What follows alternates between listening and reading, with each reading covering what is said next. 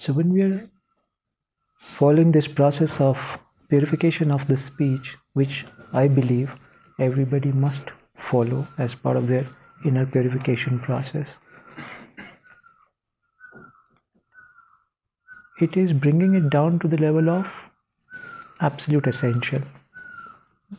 And when you bring it down to the level of absolute essential, which means I utter only those words which are absolutely essential, and then I'm uttering those words not to please anybody, not to have any personal gains.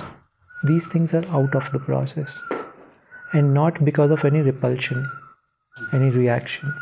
So I'm not uttering any word which is falling into any of these three categories, which means you're only speaking that which is absolutely essential. And when you start to practice that, you will see that you are actually only speaking the truth.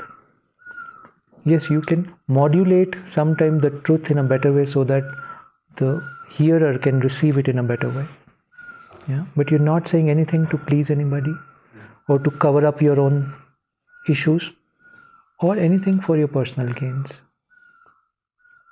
So whatever that situation demands and whatever is essential for that situation, that's what we speak about. And if you just follow this extremely simple process, you will see 50% of the mental nonsense will also start to fade away. Because as I said, what I speak also creates impression in me. It's a two-way process. It's just not it's helping or hurting somebody, but it's also creating an impression in my mind.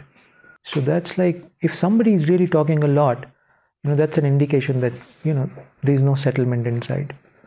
Because all that talking is creating self-hypnosis, which you're not seeing. And then the person thinks that is his or her reality. And I think that's a big illusion, and that's a very dangerous illusion. When you start to think something as your achievement or reality, which is not there, it's a very dangerous loop. Yeah.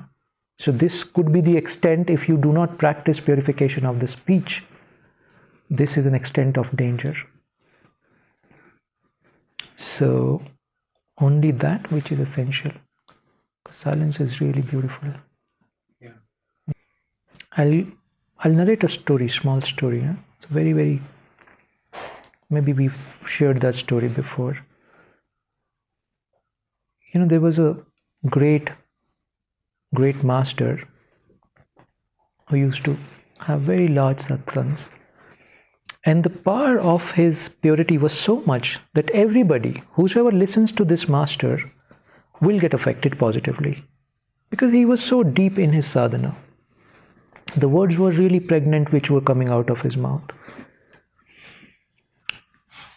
So this guy was married, he was a householder, and he had a small son.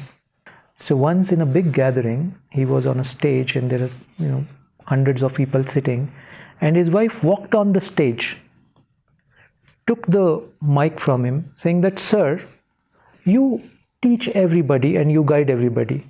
This is our son. And he's been eating sugar left, right, center. And I've been telling him from last few months that this much sugar is not good for you. He doesn't listen to me. Can't you guide him? You guiding these hundreds of people on the stage." And this is a beautiful man. He just bows down, "Devi, sure, I'll speak to him. Give me 1 month. After 30 days, I will guide him." Everybody was shocked. Just a simple thing you cannot tell to this kid, this child, saying that, "Dude, stop eating sugar." And the power of your words is so much that he will receive and understand. But he said, "Devi, give me 30 days. After 30 days, I will tell him that." Anyways,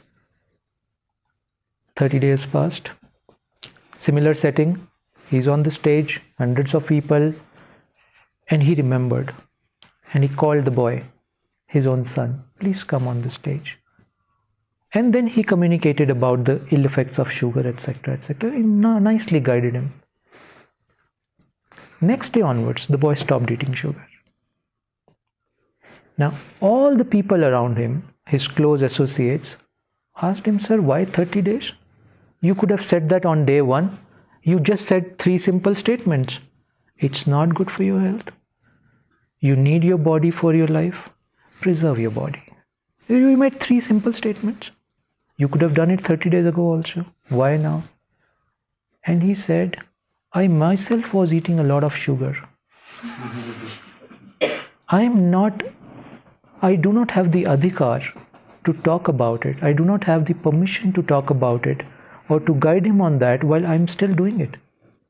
So I took 30 days to be off that habit. And once I got off that habit, I earned the right to guide him. And hence the effect. So when you want to guide somebody, you have to earn that right first on that subject.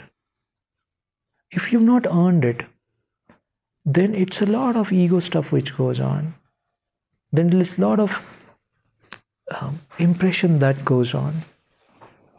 But if a Buddha is talking to 10,000 people every day, every night for 40 years, there's no self-hypnosis happening in the Buddha. Because he's purified his own system so much that now whatever he is speaking is not creating any impression. And that is the reason he's out of the cycle of karma. Otherwise, even when you do good, you form good karma. Okay, you do good karma, you go to a great place. But you're still in the cycle. One day, the investment of good karmas would be over. There's no interest coming. And then you come back to the zone of misery. But what happens in the case of a Buddha? Because he's, as Buddhists say, they use the terminology that what's the terminology they use? You acquire good karmas. If Buddha is teaching the world about goodness for 40 years, he's accumulating a lot of good karmas, technically saying.